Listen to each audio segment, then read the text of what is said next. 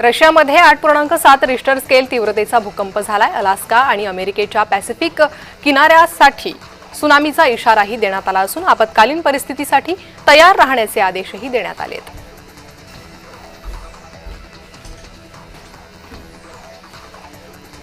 अभिनेता सुशांत सिंह राजपूत प्रकरणी मुख्य महानगर दंडाधिकारी न्यायालयानं रिया चक्रवर्तीला नोटीस बजावली आहे। सीबीआयनं दाखल केलेल्या क्लोजर रिपोर्टच्या संदर्भात कायदेशीर प्रक्रियेचा हा भाग आहे।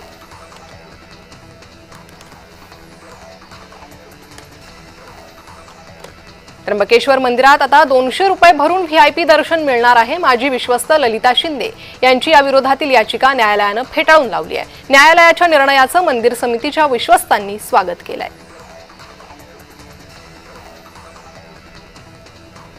महाराष्ट्र प्रदेश काँग्रेस कमिटीची कार्यकारिणी जाहीर करण्यात आली आहे। विलास औताडे आणि भानुदास माळी काँग्रेस सोडून गेले असूनही त्यांचाही यादीत समावेश करण्यात आला आहे।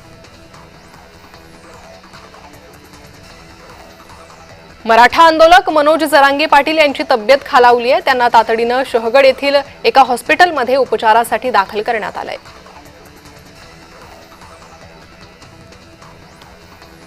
दहावीच्या विद्यार्थ्याला शिक्षिकेनं अर्धनग्न व्हिडिओ पाठवलेत। नवी मुंबईच्या कोपरखैरणेमधील हा धक्कादायक प्रकार आहे। शिक्षिकेविरोधात पॉस्को अंतर्गत गुन्ह्याची नोंद करण्यात आली आहे। छत्रपती संभाजीनगरमध्ये कंटेनरमधील लोखंडी खांब अंगावर पडल्यानं वृद्धाचा मृत्यू झालाय। कंटेनरचं टायर अचानक फुटलं आणि त्यामुळे नियंत्रण सुटलेल्या कंटेनरमधील लोखंडी खांब वृद्धाच्या अंगावर पडले।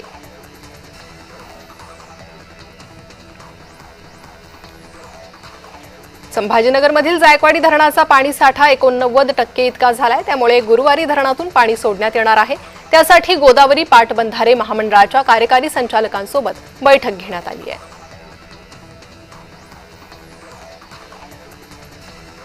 मुंबई गोवा महामार्गाचं काम 12 वर्ष उलटूनही अद्याप पूर्ण झालं नसल्यानं दरवर्षी पावसाळ्यात रस्त्याची चाळण होत असते।